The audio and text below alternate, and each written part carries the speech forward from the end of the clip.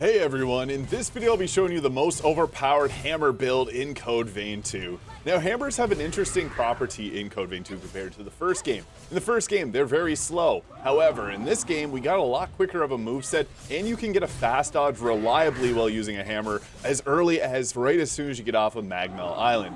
Now the fun thing about this is I love the jump attack on the hammer. As you can see there, whacking them in the face is hilarious, and the charged heavy attack is amazing because it puts you up in the air with a bit of extra dodging on it as well. We'll just dive right in here. There's a lot of different hammers in the game, but my favorite is a Formae mech hammer Mjolnir, which you can get super early on. As soon as you make it off of Magmel Island, you're going to come over here by Josee's output, go directly south, and it's going to be at this Jadwiga minion right here. There are some other hammers that are amazing, like the Ancient Hunter's hammer, which has low requirements, giving you that quick dodge on a lot of them. Now, I really like this weapon here. There is a problem though. This is a very high strength burden as it has that S+ scaling and strength, but 22 strength burden.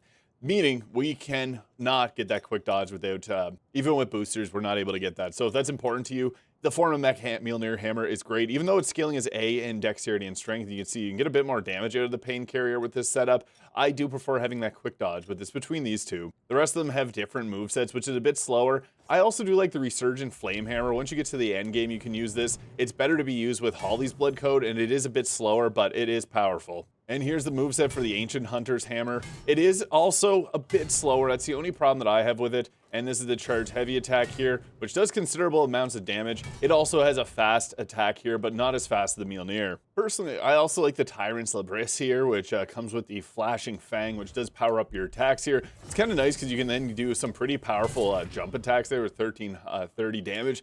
So yeah, this isn't directly a hammer, it's very clearly an axe, but involved in this. Much like the Primordial Battle Axe too. I found this weapon to be pretty fun, although it's a bit slow. And yeah, I just personally, the Formae mech hammer Mjolnir is just by far the best hammer due to having low stat burdens, quick dodge, and that crazy moveset, and the fact that you can get this early on in the game. This is something that I use for a lot of my videos just because it's super fun. It comes with that attack there, which doesn't do amazing amounts of damage, but it does have that explosion. If you hit the target, that's going to be 2 hits with almost 4,000 damage, when our normal attack there does 1,400. Our jump attack here does 1,600, and then our charge heavy attack here is a multi-hit, which you can whiff that third attack whenever you're going against humanoid targets. But on most bosses, you're going to be actually using this, getting up in their face and dodging some of the attacks. So it can be very nice. This is obviously a different target as it's stationary, but jump attacks are one of my favorite ways to engage with this because they come out so quickly. This is one of the fastest attacks that you can do. So I recommend opening with it sometimes. It's nice if there's an enemy that's got a shield too, because you can move to the side and sometimes bypass that shield altogether.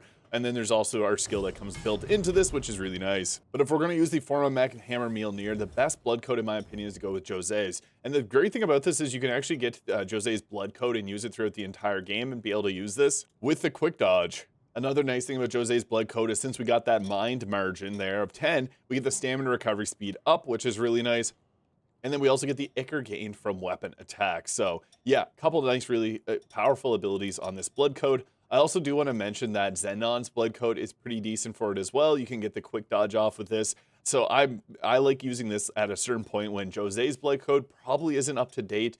You can use this into like the mid-late game, as it's considered a late game. And then there are some of the final ones that you can use here, although they do add a burden, so you can't get that quick dodge off unless you're using Hero Valentin. But even then, he has a +8 burden. This does increase our damage quite a bit, but this is something you'd want to use like in new game. You're not going to get this one until very, very late in the game. And for that, Josee's blood code works fantastic. Now, there's actually another way that I like to build around this. The cool thing is the Resurgent Flames weapons, they all actually work very well in a certain blood code that you can get. This is a higher scaling in its willpower here with A, and we can actually get the attack number up as high as we had the Mjolnir using this. So that's really nice. This also comes built in with fire damage, so that's nice. It also has a couple skills that are kind of useful.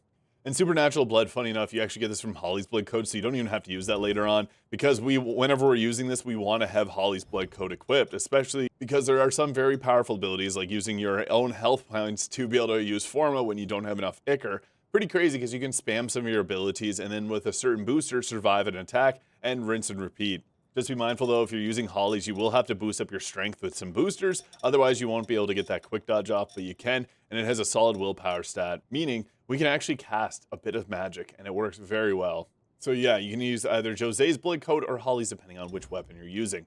Our offensive Formae, I really like the Blood Reaver Blade. This will hit way harder than our hammers can.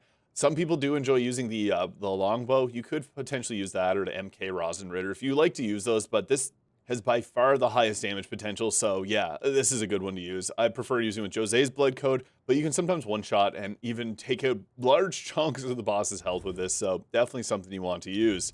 Now for our defensive, if you like to use a shield, go ahead. It's just not something that I find works as well.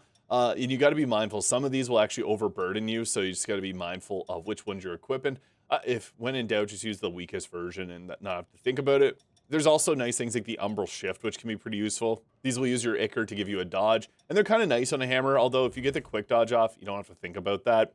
The jail that we'll be using is Bat. This is just by far the best choice in this game. Some people do enjoy using things like Stinger or Ivy for the extra range, or even Ogre because it comes out quickly, but Bat is just a set and forget. It gives you a slight dodge as well.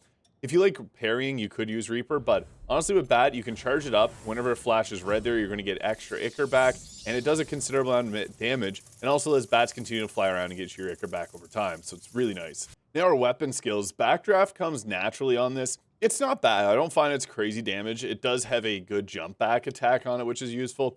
I think Mighty Smash is really fun. This is only available on hammers where you can get a backdraft on a two-handed sword. With Mighty Smash, it's satisfying because this is the animation. You wind up like this, you can charge it, and 9,000 damage. It's under 9,000. Pretty crazy stuff, especially if you got weapon buffs on. You can do some absurd damage with this. It does have a long wind up, yes, but the stagger and damage is insane. And here's what backdraft looks like. I like the jump back from it, but again, it's not gonna have the same damage output. Now, I think that Overdrive just ends up being one of the absolute best choices. You could also throw on Blade Dancer to stack up your damage pretty crazy between the two of those. Overdrive just a very long-lasting buff that, honestly, you can use throughout the entire game. This is one of the best that they have here, so yeah, use Overdrive. It's great. I also like the Venomous Shot. Since if we're using the Resurgent Flamehammer, you can use this alongside to give yourself a ranged spell attack, and it'll be actually pretty strong. If you're not, it's still amazing because Venom is super overpowered in this game, so if you can apply it on a boss and spend all your Ichor on that, you can then play a little bit more defensively with the hammer.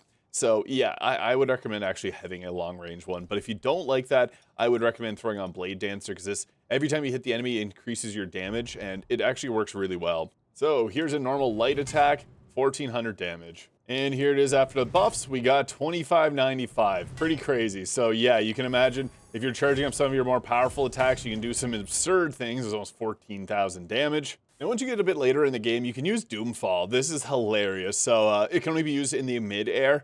It's crazy. It's actually one of the more satisfying moves to use because you're going to jump up in the air and whoa, bam, you jump up even higher and slam back down. Does some pretty considerable amounts of damage. And Gaia Impact is one you can find a little bit earlier on in the game. It's also pretty nice, but yeah, that's what this looks like. It's kind of like a Diet Lion's Claw. You don't get super armor while you're using it. This is the one of the big unfortunate pieces of it is you could get knocked out of the sky using this. Pretty unfortunate, but even with some extra balance, I found that this was a tricky one to use, so Doomfall kind of the way to go because it's just such a big blast and easier to land.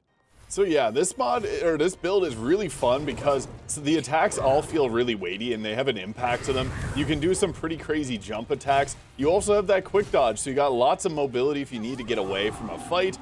We also can use the spell casting and ranged buffs. You can put different types of weapon solves on your weapon. I recommend Venom, even though it is a little bit slower in attacks. This one does have a pretty fast movement setup, so you can do some kind of silly stuff with it there. Once you got that Venom applied on the enemy, you're going to be cruising. So yeah, this is one of the most powerful builds in Code Vein 2. I find it to be a really fun one as well. Just something about whacking people with a hammer and then flying up into the air just like this. So yeah, let me know your thoughts in the comments. Hit the subscribe button below, and I hope you guys all have a great day.